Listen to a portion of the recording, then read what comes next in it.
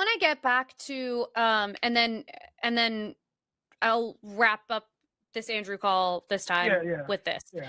So I want you to also think about the guys who host those podcasts.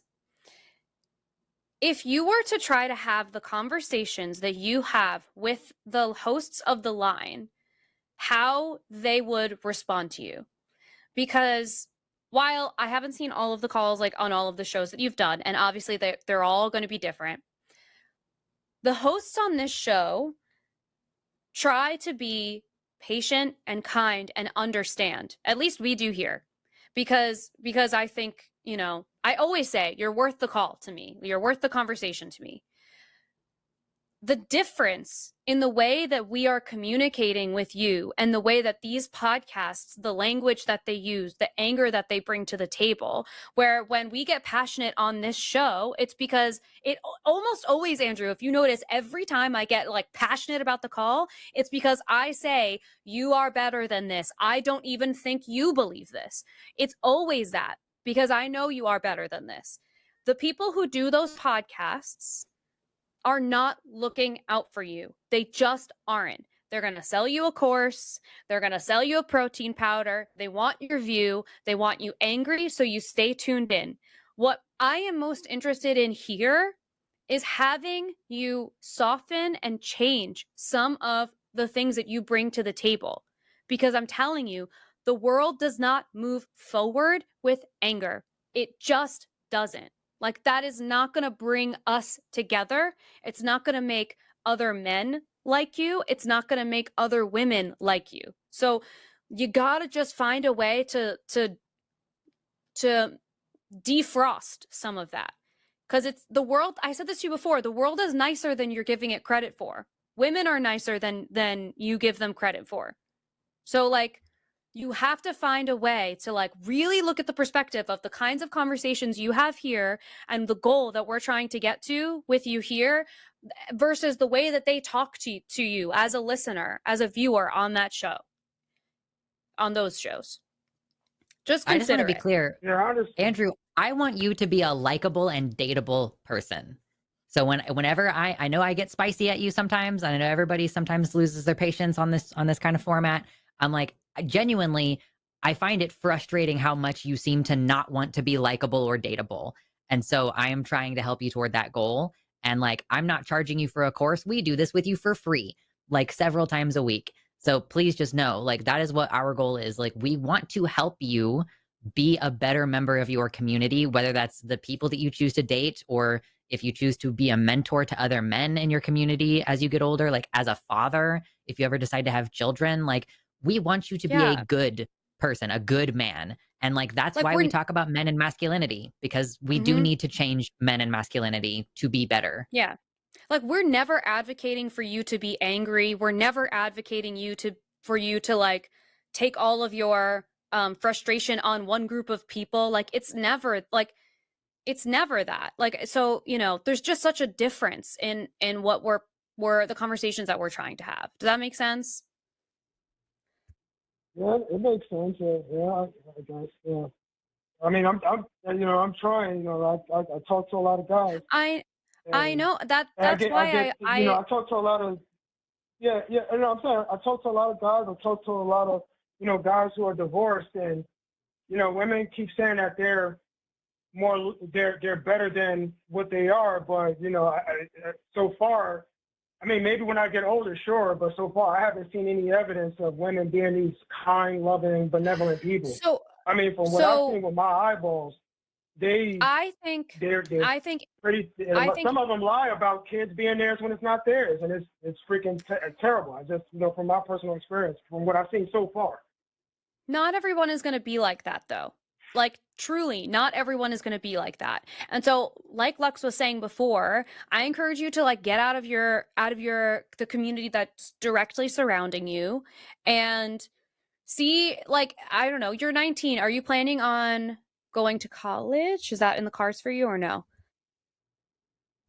No, not really. Okay. So then I would recommend, you're in New Jersey, go into New York City. You can't be that far from New York City.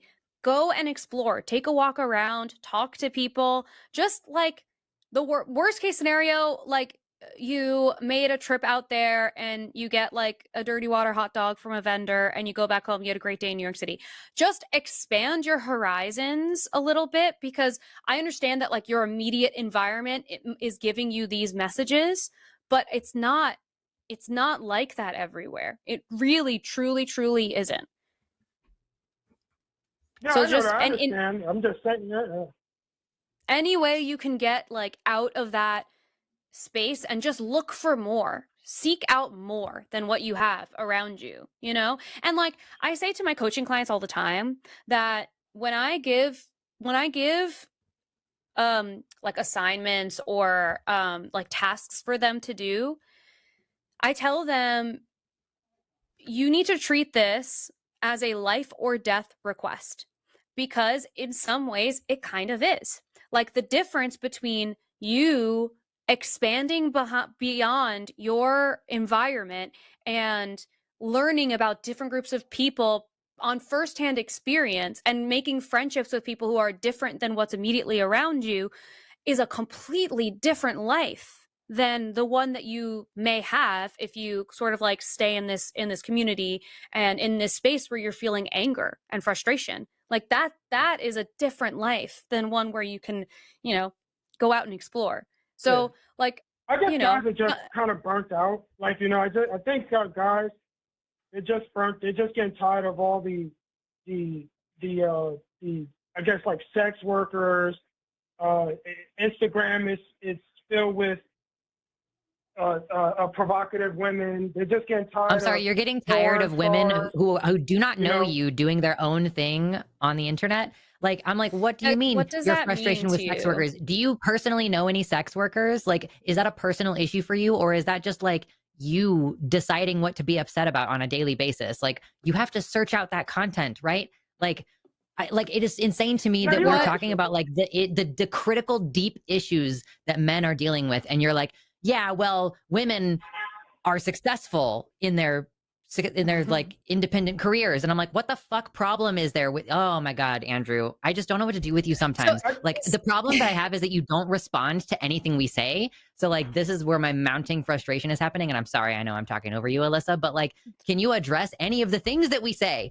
Like, instead of just being like, yeah, well, here's some completely fucking other thing that is only related because we're having a conversation about women and men. Like you might as well have just gone halfway around the planet as far as close as the things that you respond with are. My horizons. I agree with that. When she said I need to expand my horizons, I think you should take like a couple college classes. I think you should take a couple classes, even if you don't want to commit to a degree. I think that you should meet some people. It would be really interesting for you. It would be really interesting for you.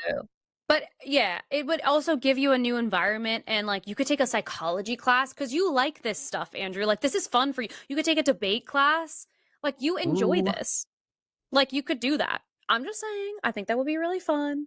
And I think that's a great suggestion.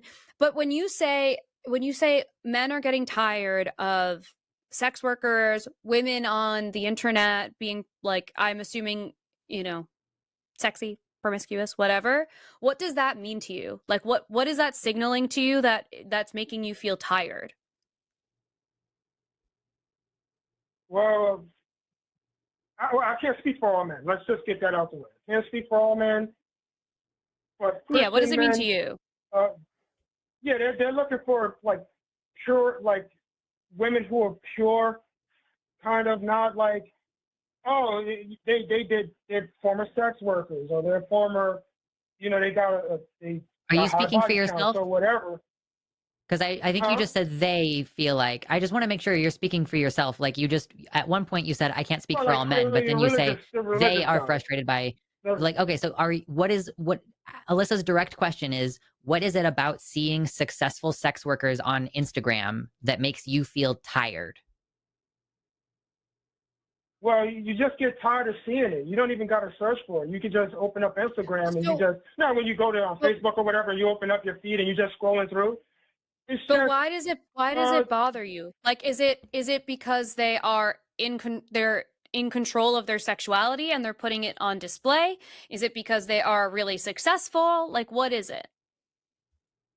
it just goes against they're just not modest. It just goes against my religious beliefs. Your beliefs. And it just gives Okay. me like it just Why don't And you that's volunteer at your okay. it just gives church me an ick. and you will meet a woman who has the same Mhm. values as you, Andrew? You Yeah. go volunteer for church or like show up to like the soup kitchen or Yeah, something yeah. like that, because there are women who have the same religious convictions as you. There are women who are saving themselves for marriage. So it's really like difficult to have this conversation with you where it's like are you Yeah, just yeah. trying to make prescriptive statements about like large groups of people? Because there are plenty of individual situations where like you can be successful. There are like, it's not even a small number of women who share the same values as you. Like there are so many Black women who subscribe to that belief system and who are voluntarily celibate, who are not dating because of the drama that men bring into their lives. So like if you want one of those women, what you need to be prepared for is to bring her a peaceful environment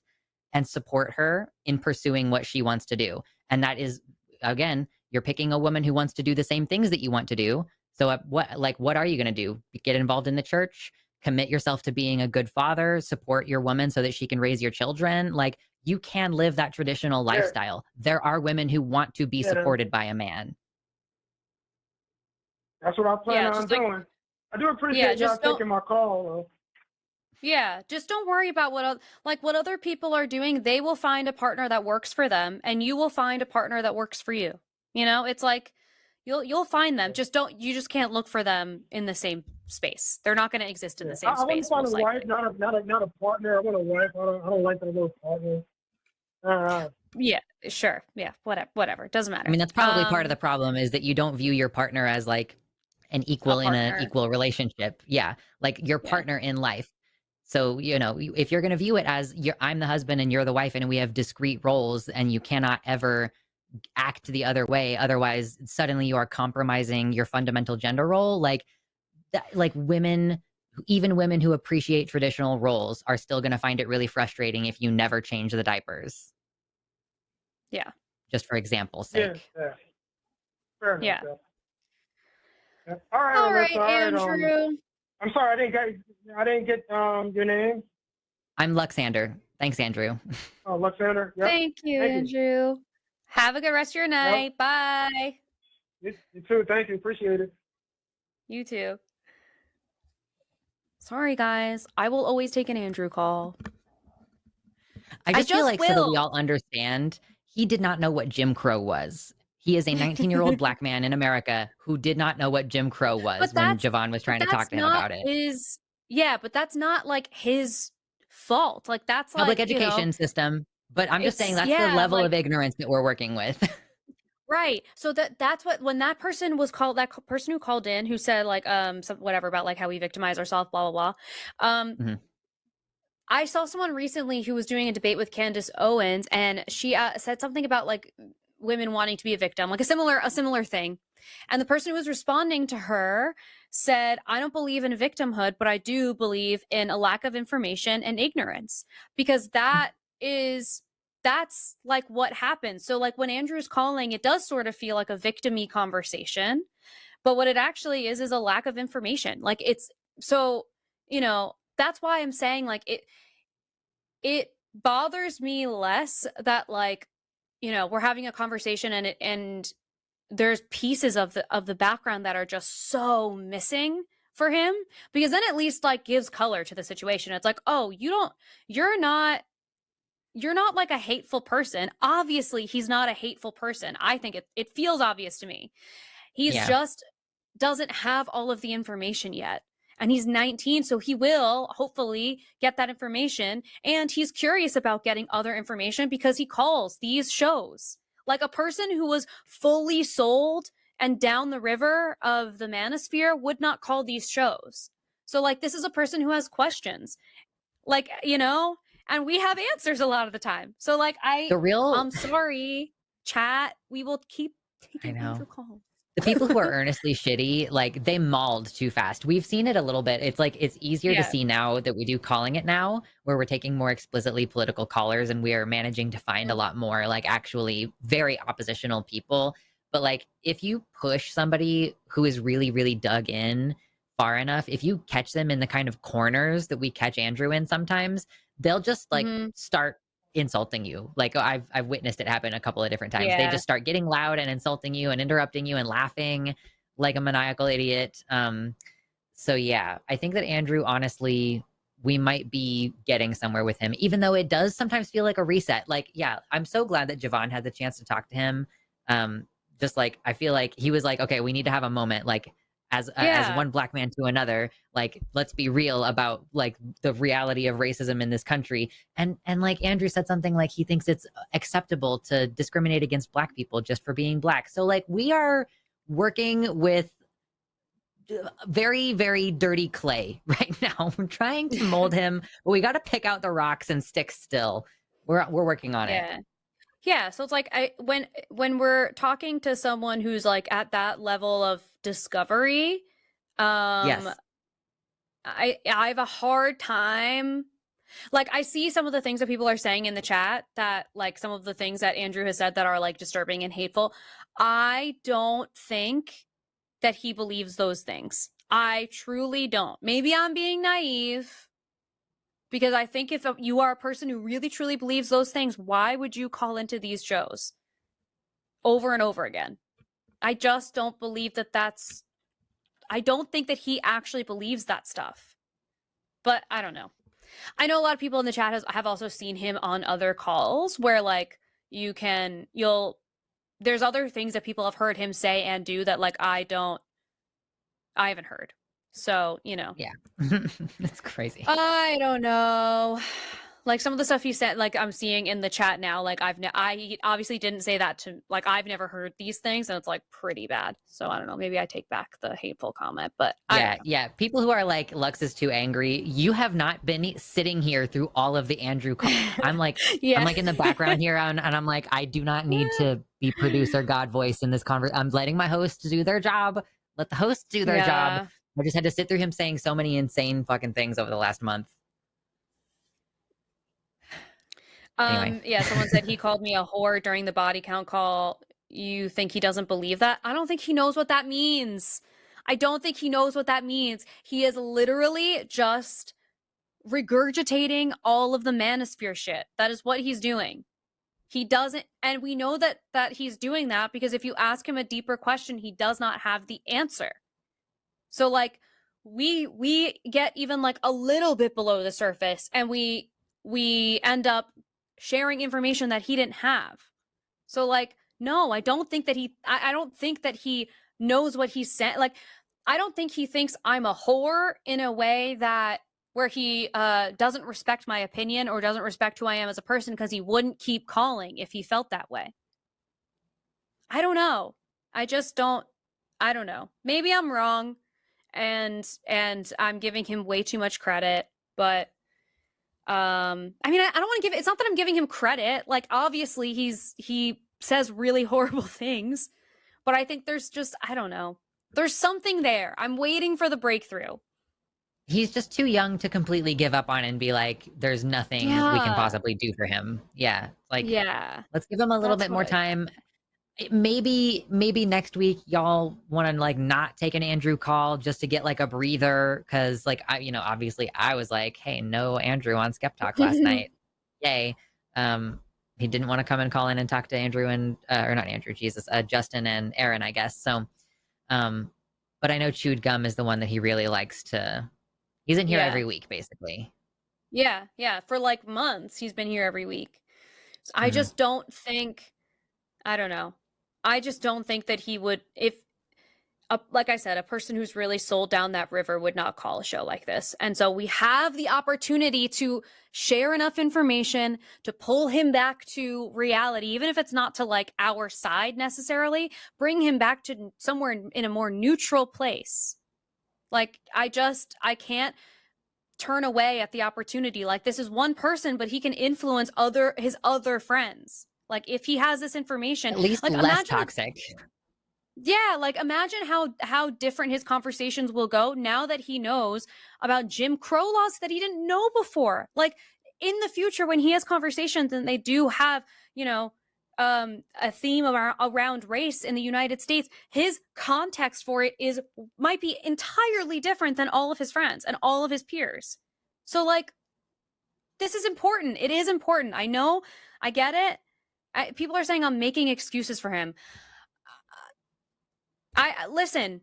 I'm sorry. It's just what are we supposed to do? Tell all these people to fuck off and hope that they figure it out, and then we wait until they shoot up another school? Like, what is the alternative? Leave Andrew to go participate in the manosphere shit? Like, that's not better to me. It's just not better to me. So like, I'm sorry. I don't buy. I think honestly, chat, you know I love you. This is a tough love moment. I think it's kind of bullshit because we are supposed to be a community of people that is reaching for the better good. And you guys are all turning your backs on a person who is willing to have the conversation. Like Andrew Tate is not willing to have the conversation. So I am willing to have that conversation with another person who's willing to do it. Sorry. Like, it doesn't mean he's gonna like say everything right all the time. Obviously, he's gonna say offensive shit. Obviously. But like, I'm just not. I think it's honestly like perhaps a moment of reflection for some of the people in the chat. Because like, truly, what is the goal that you're trying to achieve by telling this guy to fuck off?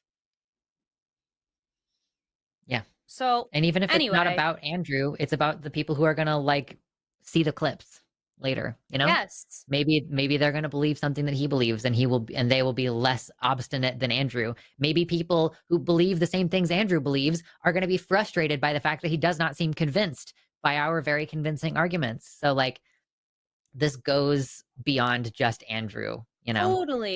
Totally. Okay. Hey, this is your reminder to like this video and subscribe to my YouTube channel, because I will continue to post clips like this from the wonderful shows that I get to do on the line, but there will also be some other fun content that will be on this channel at some point. So it means a lot to me for you to be here and to watch this video on this channel, but please make sure that you are also watching the full show and our clips and all of the other wonderful shows that we have on the Line's YouTube channel. It will be linked in the description below. If you are in the mood to, anger your weird uncle that you see only on holidays or random people in the mall, you can also check out my merch, which will be linked in my shop, which should be below or somewhere on my profile. If you love the work that we do at The Line, please go to patreon.com/calltheline and you can become one of our wonderful patrons. We love them so much, and we get to make bonus content together and have some other really fun perks. So thank you again for being here. I appreciate it more than you know, and I'll see you in the next one.